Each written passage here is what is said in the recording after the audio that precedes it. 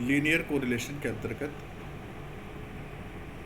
Rank difference method से correlation coefficient कैसे compute किया जाता है, इस विषय में हम पढ़ चुके हैं। आज प्रोडक्ट मोमेंट मेथड से कोरिलेशन कोफिशिएंट कैसे कैलकुलेट किया जाता है, इस विषय में हम अध्ययन करेंगे। प्रोडक्ट मोमेंट कोरिलेशन मेथड्स, इसको कार्ल पियर्सन इन्होंने प्रोपाउंड किया था, प्रतिपादित किया है, और इन्हीं के नाम पे पियर्सोनियन कोफिशिएंट ऑफ कोरिलेशन भी इसे कहा जाता है। जैसा कि प्रोडक्ट मोमेंट कोरिलेशन कोफिशिएंट, तो वर्ड दो हैं, प्रोडक्ट और मोमेंट है। इनके अर्थ को हम समझ लेते हैं। प्रोडक्ट का सिंपल मतलब होता है मल्टीप्लिकेशन या गुणनफल। मोमेंट ये साइंस और मैथमेटिक्स का वर्ड है। इसका प्रयोग विज्ञान और गणित विषयों में होता है। मोमेंट का तात्पर्य यहाँ पर है, moment off score is the average of distance of each scores from the mean.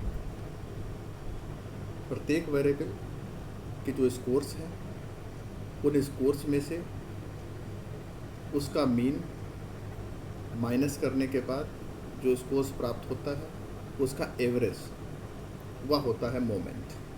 Variable x के लिए moment x minus mean mx और अपान n, total number of scores. इसी तरह से y वेरिएबल्स के लिए moment y minus my upon n sigma, और दोनों के प्रोडक्ट का जो मोमेंट है, अगर दो वेरिएबल्स हैं तो उन्हें हम बाईवेरिएट या द्विचर बोलते हैं, बाईवेरिएट मोमेंट। इसको निकालने के लिए sigma x minus M X into Y minus M Y upon N, ये होगा बाईवेरिएट मोमेंट। बाईवेरिएट मोमेंट को वेरिएबल्स की जो यूनिट्स हैं, उन यूनिट्स का इस पर प्रभाव पड़ता है।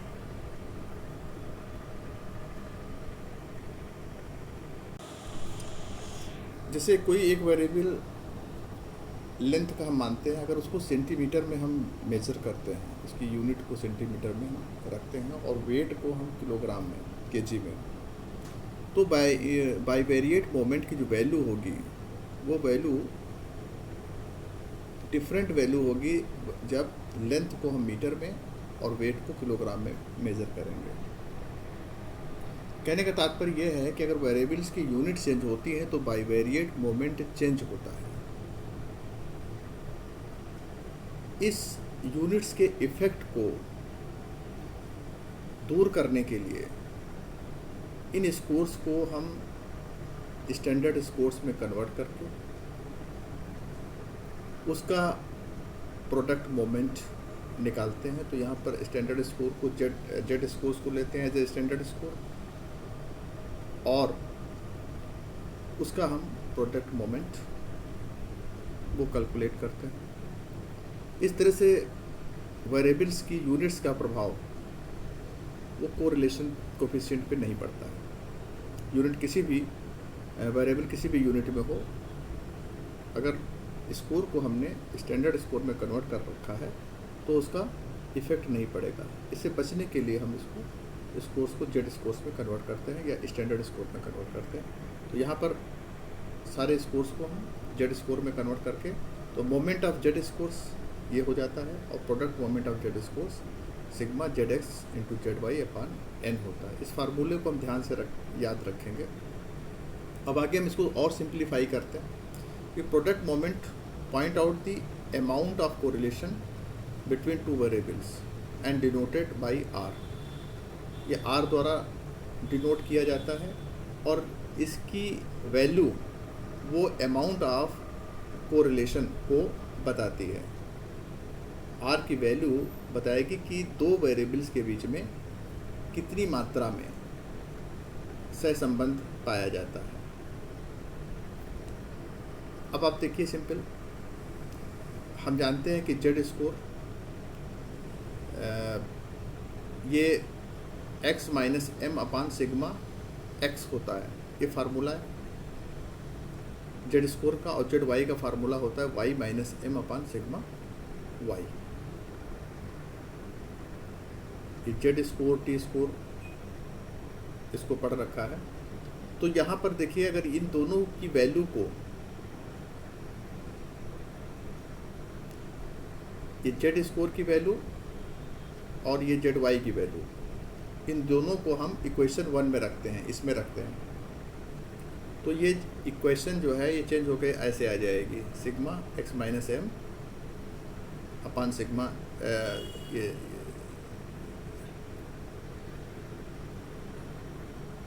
Sigma y into Y minus M upon, ये फार्मूला इस रूप में आ जाएगा।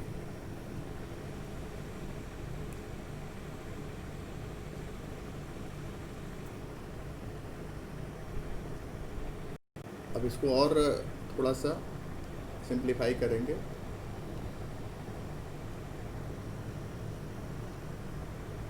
तो ये फार्मूला जो है इस तरह से आपको निकल के आ जाएगा। अगर x माइनस एम को हम स्मॉल x मान लें और y माइनस एम को हम स्मॉल y मान लें, तो ये फार्मूला जो है ये इस वैल्यू को हम रखें तो इस तरह से निकल आएगा, r equal to summation x dot Y upon n into sigma x dot sigma y। Sigma x की वैल्यू होती है under root X square minus n, ये भी हम पढ़ चुके हैं। स्टैंडर्ड डेविएशन, स्टैंडर्ड डेविएशन का फार्मूला होता है sigma x equal to sigma x minus M का होल स्क्वायर अपान n, ये फार्मूला होता है। इन दोनों फार्मूले को हम और सिंप्लीफाई किया, x माइनस एम को हमने स्मॉल x मान लिया, तो ये सिंप्लीफाई होकर के इस तरह से ये वैल्यू सिग्मा x और सिग्मा y की निकल के आ जाएंगी। और इसको जो फार्मूले 2 में, इसमें इस फार्मूले में इसको हम रखेंगे, तो ये और इसको सिंप्लीफाई करेंगे, तो ये सिंप्लीफाई करने के बाद ये फार्मूला निकल के आता है कि product moment correlation coefficient R equal to summation x dot Y upon under root sigma x square dot sigma y square. ये फाइनल फार्मूला है जिसके आधार पर हम कैलकुलेशन करेंगे। अब एक एग्जाम्पल के माध्यम से इसको समझेंगे। एग्जाम्पल्स ये है कि calculate product moment correlation coefficient from given data. ये डाटा जो है दे रखा है, इसके माध्यम से हमें correlation coefficient from product moment methods calculate करना है। देखिए, ये x वेरिएबल है जिसमें स्कोर्स ये दिए गए हैं, और ये y वेरिएबल है जिसके स्कोर्स ये दिए गए हैं। सिंपल मोमेंट का मतलब मैंने बताया था कि मीन से इस x वेरिएबल, इसके स्कोर्स का मीन ये हो गया, इस मीन से सारे स्कोर्स को माइनस करेंगे। देखिए यहाँ माइनस कर दिया, और माइनस करने के बाद इनका एक्स स्क्वायर निकालेंगे। ये एक्स स्क्वायर की गणना देखिए इस प्रकार से हो गई, एक्स स्क्वायर की गणना हो गई। और फिर हम y का मीन निकाल देते हैं, और इस मीन से y माइनस एम वाई निकालेंगे, या स्मॉल y। ये 4 दिया हुआ है, y में ये 4 है, 4 को हम -5 से करेंगे तो -1 आएगा। ये 10 है, 10 को 5 से हम माइनस करेंगे तो ये 5 आएगा। इसी तरह से 8 को 5 से माइनस करेंगे तो 3 आएगा। इस तरह से हम y माइनस एम वाई, ये एम वाई की वैल्यू है और ये एम एक्स की वैल्यू है, ये एम एक्स की वैल्यू है, ये एम वाई की वैल्यू है। इसको माइनस करेंगे तो हमें इस तरह का डेटा सामने मिल जाएगा।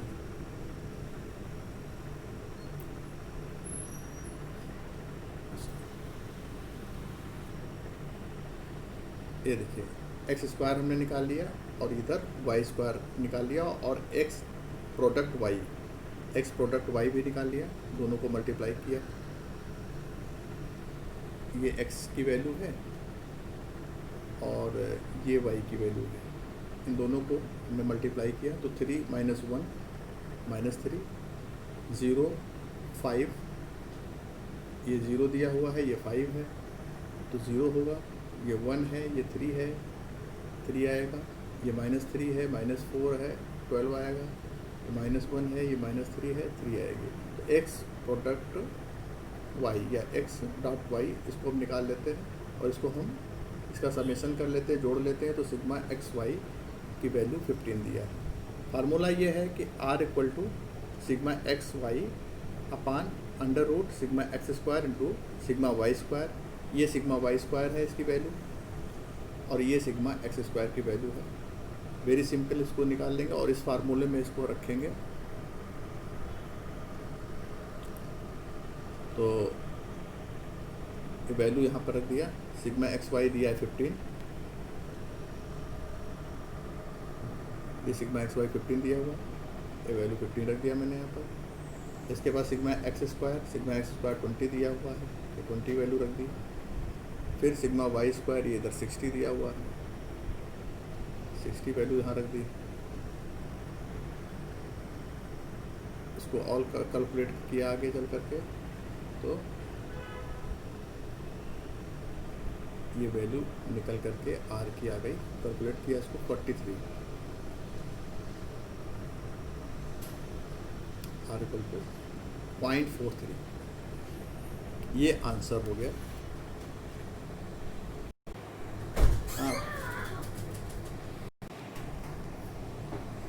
प्रोडक्ट मोमेंट मेथड का प्रयोग कुछ अजम्पशंस पे आधारित होता है, मैंने आपको बताया था। अगर ये अजम्पशंस फुलफिल होते हैं तभी हम इस मेथड का प्रयोग करेंगे और product moment correlation coefficient calculate करेंगे। अगर आपके दोनों वेरिएबल्स उनके बीच में लीनियरिटी बनती है, अगर उनका हम कोरिलेशन देखें तो उनमें जो है वो दोनों वेरिएबल्स का संबंध जो है एक स्ट्रेट लाइन, अगर ग्राफ बनाएं तो एक स्ट्रेट लाइन आनी चाहिए। दैट मीन्स कि लीनियरिटी ऑफ रिलेशनशिप होनी चाहिए एंड होमोसेडास्टिसिटी होनी चाहिए। ये क्या होता है? ये होता है कि the standard deviation sigma of the scores in the difference column and rows should be equal and homogeneous.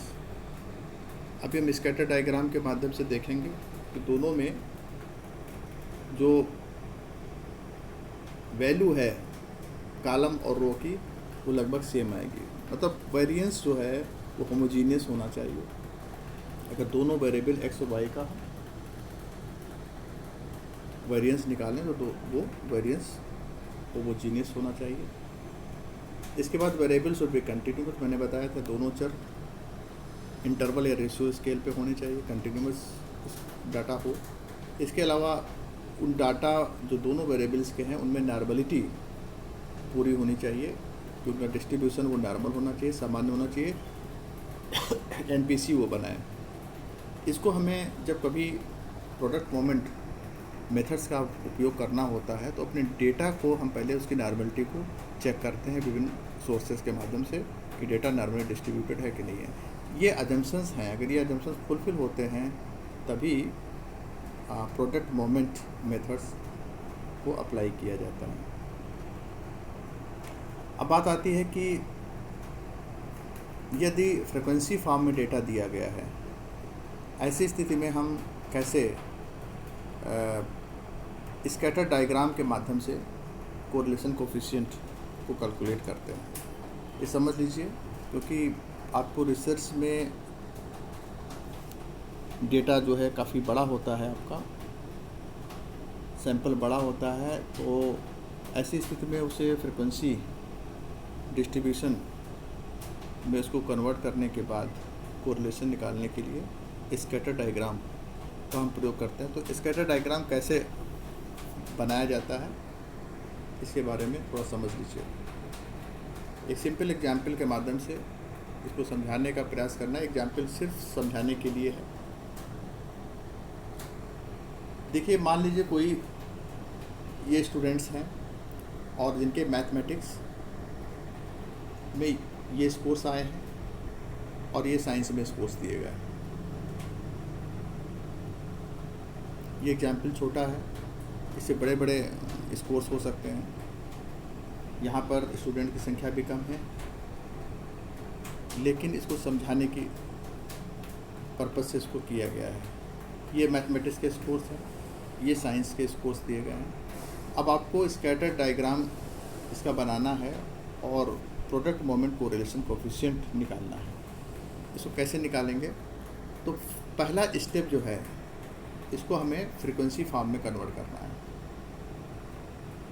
In data को हम देख रहे हैं कि रेंज निकाल लेंगे और रेंज निकालने के बाद इसको हम फ्रीक्वेंसी फॉर्म में कन्वर्ट कर लेंगे, दोनों वेरिएबल्स को। तो मैथमेटिक्स का जो ये है, मैथमेटिक्स में इसको हम फ्रीक्वेंसी फॉर्म में करेंगे तो ऐसे आ जाएगा। और इस प्रकार अगर साइंस का हम करके देख लेते हैं तो फ्रीक्वेंसी फॉर्म में ये डेटा इस प्रकार से आ जाएगा।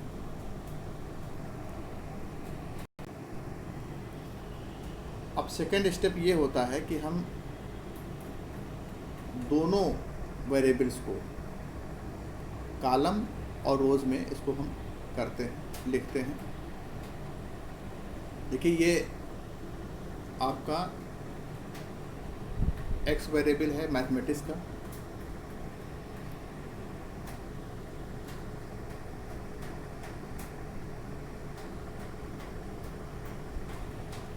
इसको हम ऐसे रोज में लिखेंगे।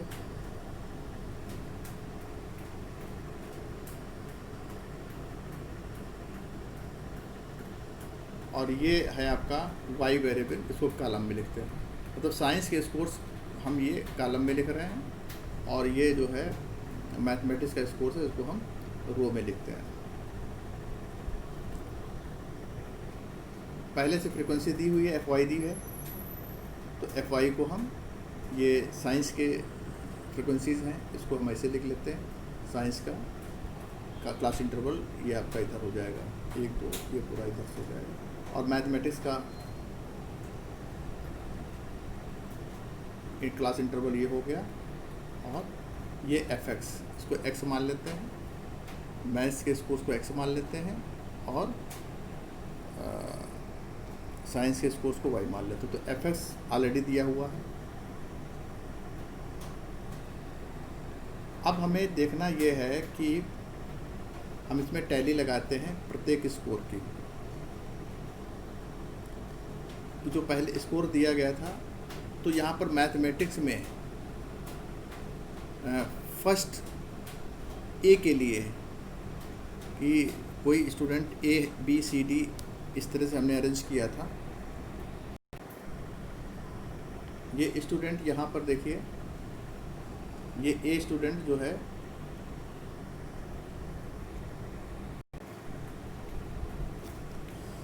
ये ए स्टूडेंट को देखिए, इसको मैथमेटिक्स में 13 मार्क्स मिले हैं और साइंस में 7 मिले हैं।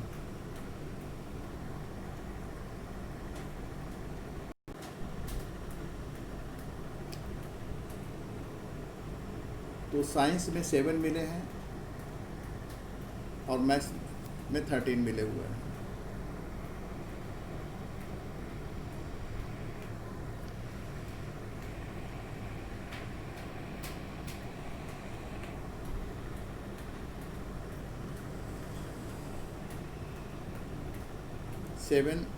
ये 7 और 8 में आ जाएगा, ये 7 और 8।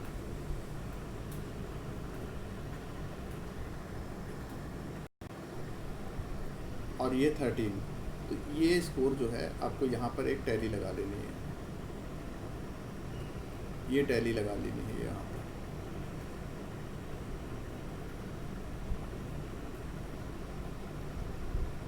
ये देखिए 1 आ गया यहाँ पे, इसको एक टैली लगा लेंगे। इसी तरह से जो है ये 13 का इधर से आ गया और 7 और 8 वाले ग्रुप में यहाँ आ गया, तो यहाँ एक टैली हम लगा लेते हैं।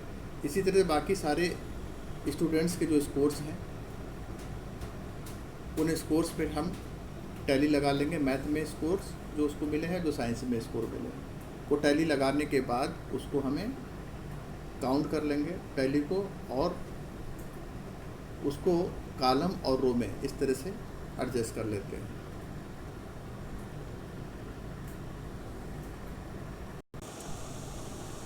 और थर्ड स्टेप ये है जिसमें हम स्कैटर डायग्राम को एक्सटेंशन करते हैं, उसको और बढ़ाते हैं।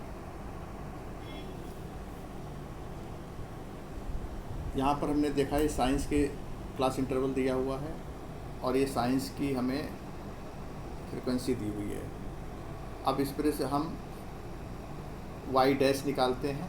वाई डैश निकालने के लिए एक फ्रिक्वेंसी किसी एक को हम 0 करते हैं।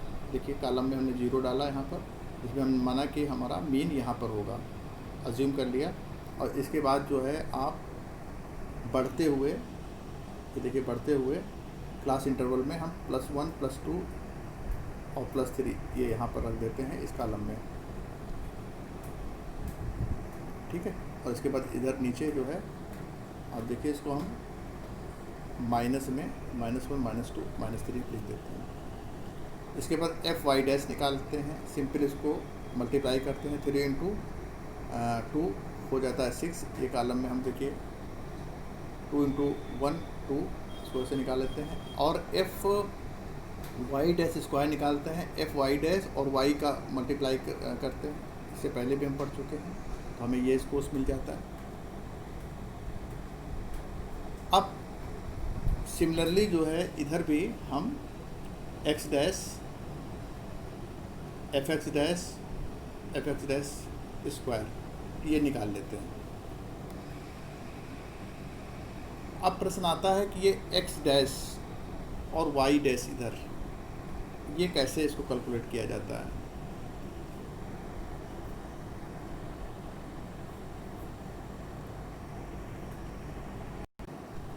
तो इसका सिंपल तरीका ये है कि ये एक्स डैश दिया हुआ है,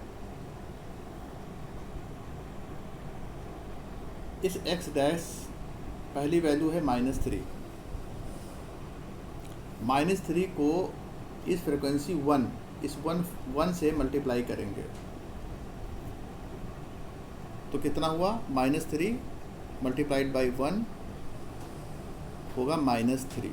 तो -3 ये हम यहाँ पर लिख देंगे इसको ऊपर। इसी तरह से दूसरी जो है ये -2 है। इस -2 को हम इस फ्रिक्वेंसी में 1 दी हुई है, मल्टीप्लाई करेंगे तो कितना आ जाएगा, -2 आ जाएगा। ऊपर इसके हम -2 लिख देते हैं।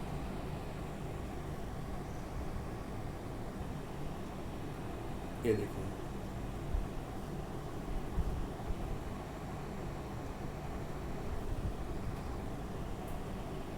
इसी प्रकार जो है ये -2 को इस फ्रिक्वेंसी में करेंगे, 1 से -2 मल्टीप्लाई बाई 1 तो -2 आ जाएगा।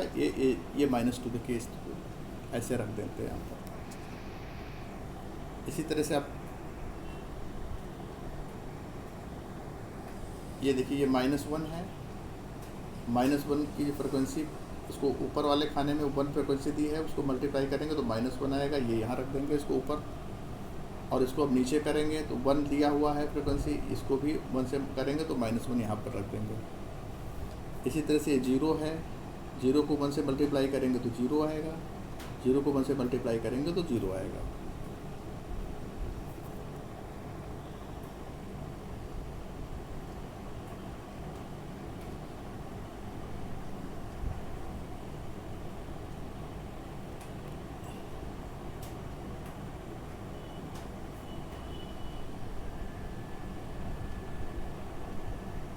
इसी प्रकार से 1 को 1 से मल्टीप्लाई करेंगे तो 1 आएगा। और अब हम चलते हैं कॉलम की तरफ। कॉलम में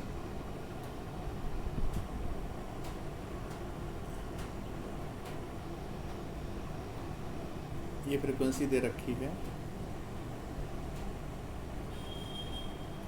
ये देखिए ये सारी, इसको हम एक एक फ्रीक्वेंसी से, ये देखिए इसमें हम जाएंगे और ये 3 दिया हुआ है,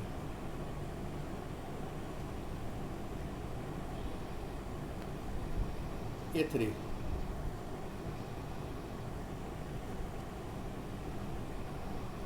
ये 3 दिया हुआ है।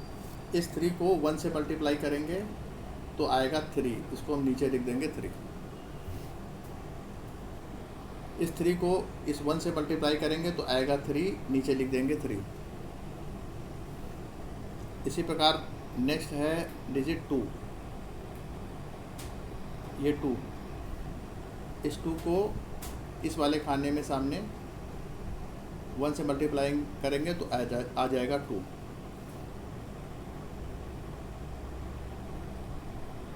इसी प्रकार ये 1 है,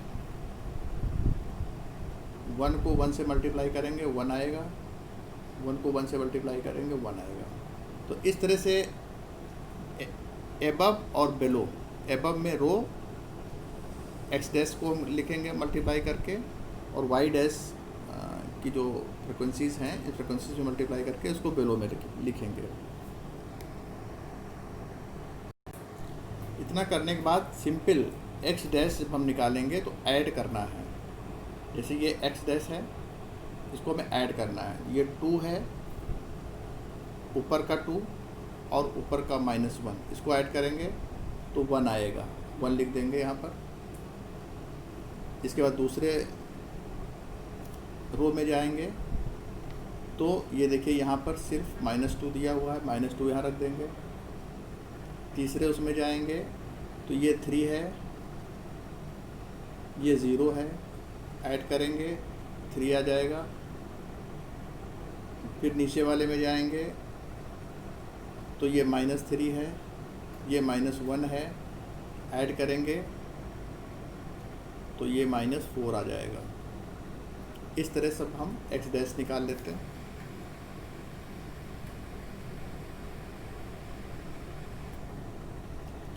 और ये वाई डैश ऐसे ही निकालेंगे। इसके नीचे वाला ये देखेंगे, पहले उसमें 0 है तो यहाँ 0 लिख देंगे।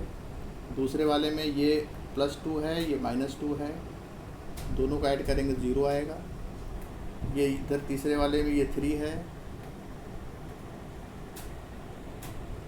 और ये 0 है, ऐड करेंगे 3 आएगा। ये 1 है, ये -2 है, ऐड करेंगे -1 आएगा। इस तरह से एक्स डैश और वाई डैश हम निकाल लेते हैं। एक्स डैश वाई डैश निकालते हैं। ये एक्स डैश और वाई डैश की वैल्यू है। और इसी प्रकार जो है इधर एक्स और वाई डैश की ये वैल्यू निकल आएगी।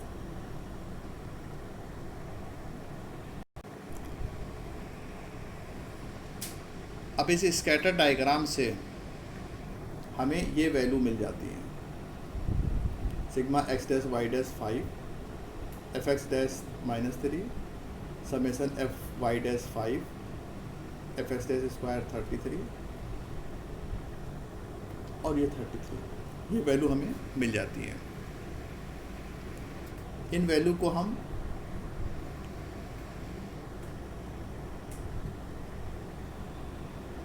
ये इस फार्मूले में रखेंगे। ये R = n summation X dash Y dash minus sigma summation F X dash sigma F Y dash, ये फार्मूला है। इस फार्मूले में हम ये सारी वैल्यू रखेंगे और इसको हम कैलकुलेट करेंगे तो R की वैल्यू हमें मिल जाएगी -020। तो स्कैटर डायग्राम के माध्यम से हम आर की वैल्यू इस फार्मूले से कैलकुलेट करते हैं।